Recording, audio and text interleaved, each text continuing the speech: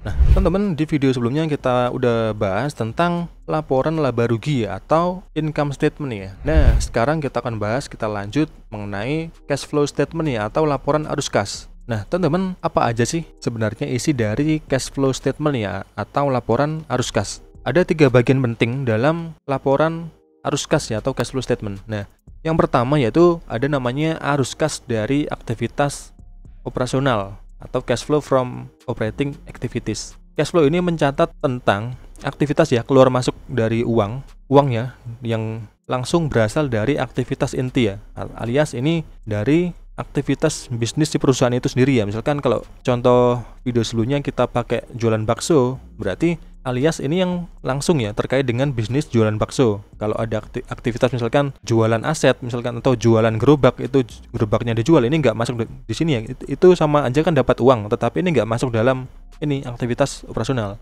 Nah, lalu ada namanya arus kas dari aktivitas investasi atau cash flow from investing activities. Nah, ini mencatat arus kas atau keluar masuk ya yang berasal dari aktivitas investasi ya. Misalkan si perusahaan ini menambah aset tetap, atau misalkan dia mau menambah pabrik ya, dia akan bangun pabrik baru. Nah, ini masuk dalam aktivitas investasi ya. Dia mau, misalkan perusahaan ini ada kebutuhan banyak customer yang meminta produknya tetapi udah mentok produknya. Nah, dia ingin bangun pabrik baru. Nah, ini masuk dalam ini investasi. Nah, lalu ada namanya arus kas dari aktivitas pendanaan ya atau cash flow from financing activities. Nah, ini misalkan kalau perusahaan ini kekurangan modal ya atau kekurangan uang, ini kan bisa dari beberapa cara ya, bisa dari utang, bisa dari utang bank, atau dia terbitin obligasi. Nah, ini kan dapat uang, alias dapat uang tunai ya, alias dapat uang cash ya. Nah, ini kan uang masuk tetapi dari aktivitas utang. Nah, ini masuk dalam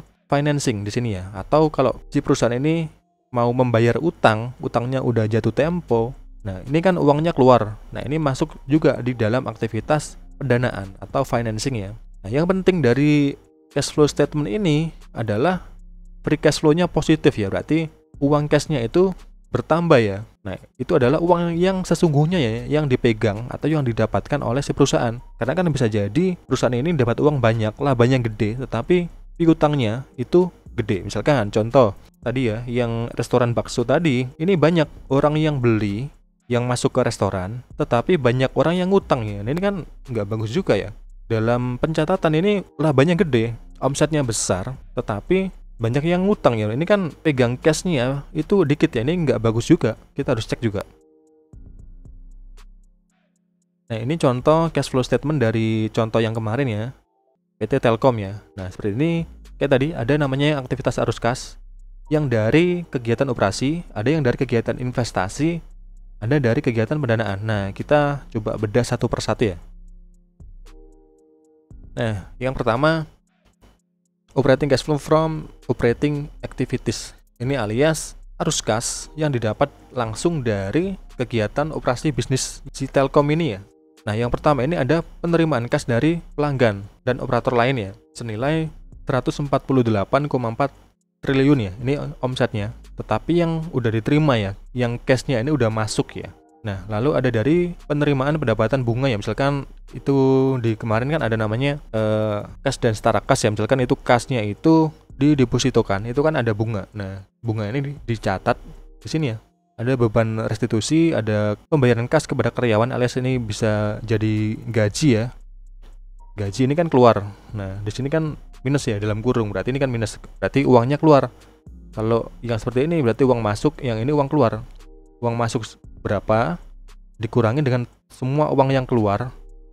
Nah, inilah ketemu di sini namanya arus kas bersih yang dihasilkan dari kegiatan operasi. Ini bersihnya 60 triliun ya.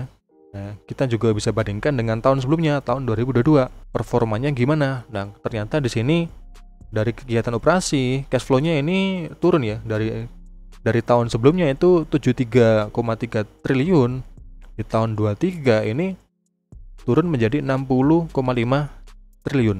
Nah, kita lanjut. Nah, lanjut kita ke cash flow from investing activities ya. Nah, di sini ada arus kas dari kegiatan investasi. Nah, misalkan ada klaim ya dari asuransi, ini kan uangnya masuk ya. Nah, di sini Nah, kayak tadi contoh misalkan ada penjualan aset tetap. Nah, misalkan kalau tadi contoh jualan bakso, misalkan dia si jualan bakso ini udah kelebihan nih, gerobaknya udah sangat banyak dan kayaknya nggak perlu nih gerobaknya ini kita jual aja. Nah, hasil dari penjualan aset ini masuk di sini ya.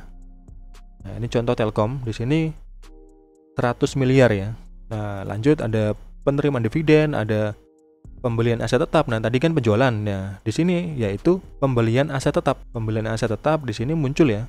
Berarti dia kan menambah. Nah, yang lebih bagus itu di sini ya. Yang penting harus ini ya, nambah ya, asetnya harus nambah ya. Berarti kan dia kan ekspansi terus ya. Jangan sampai ini malah lebih besar yang penjualan ya. Ini kan kita pertanyakan ya, ngapain dia jualan asetnya ya? Mestinya kan dia harus growing terus biar labanya bisa tambah, bisa tumbuh. Dia kan harus ekspansi ya. Nah, dia harus nambah aset tetapnya dan pembelian aset yang lain yang berguna ya.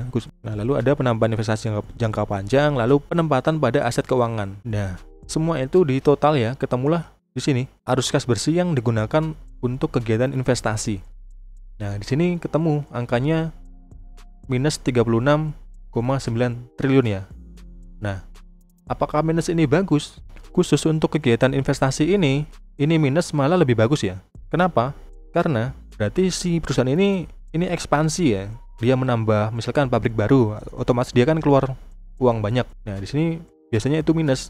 Tapi kita harus cek juga, ini beneran minusnya karena untuk ekspansi atau minusnya ini karena sesuatu yang lain ya. Misalkan dia nggak nambah pabrik tetapi direksinya atau yang lain itu misalkan nambah istri atau nambah mobil yang dicek sendiri ya. Nah, kita lanjut. Nah, ini adalah cash flow from financing activities ya. Nah, di sini ada arus kas dari kegiatan pendanaan. Nah, kalau dari investasi itu yang kayak nambah-nambah aset, ada yang jualin aset. Nah, kalau yang pendanaan ini berarti ini aktivitas misalkan kayak perusahaan terima utang baru atau bayar utang atau bayar dividen. Nah, kita coba di sini ya. Nah, di sini kan ada contoh ya, pencairan utang bank dan pinjaman yang lain. Nah, misalkan si perusahaan ini ngutang ke bank, ini kan dapat uang cash, uang tunai. Nah, ini dicatat ya, makanya di sini kan plus ya. Nah, kalau di sini ada pembayaran utang, berarti kan dia bayar, misalkan utangnya udah jatuh tempo. Nah, di sini pasti minus. Nah, di sini ngutang, tetapi berarti plus ya. Lalu dia bayar utang. Misalkan utang yang beberapa tahun yang lalu udah jatuh tempo, waktunya bayar. Mungkin daripada kita pakai uang cash yang kita punya, ini kan cukup gede. Nah, kita pakai aja, kita utang aja di sini ya, kita ngutang lalu buat bayar utang yang sebelumnya. Nah, masih ada sisa.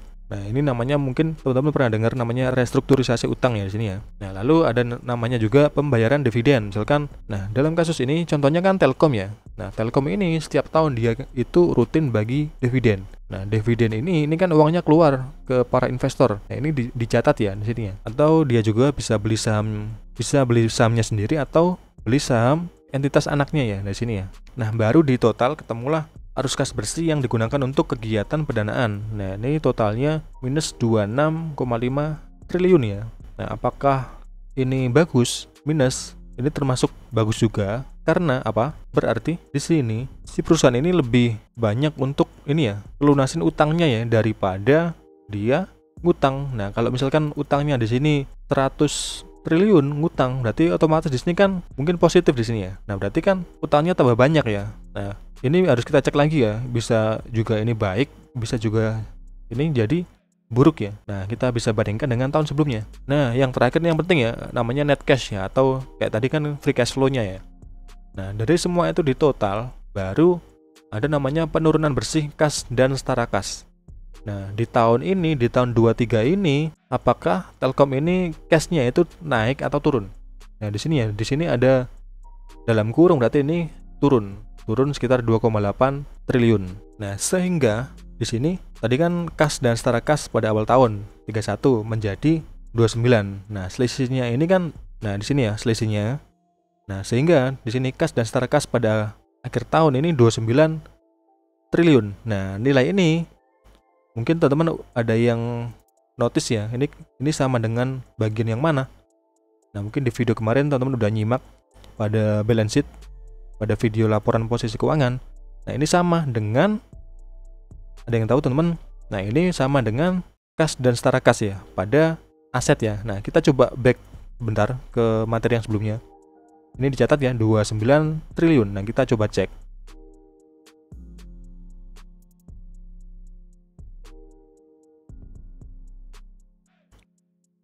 Nah, di sini pada bagian aset ya, aset lancar, kas dan setara kas. Nah, tadi berapa di 2023? Nah, ini sama ya, 29 triliun. Nah, jadi semua angka-angka tadi itu saling berkaitan ya.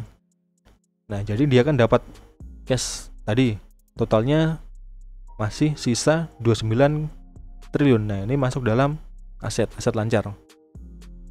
Nah, itu teman-teman video tentang cash flow statement ya, dan semoga video ini mudah dipahami.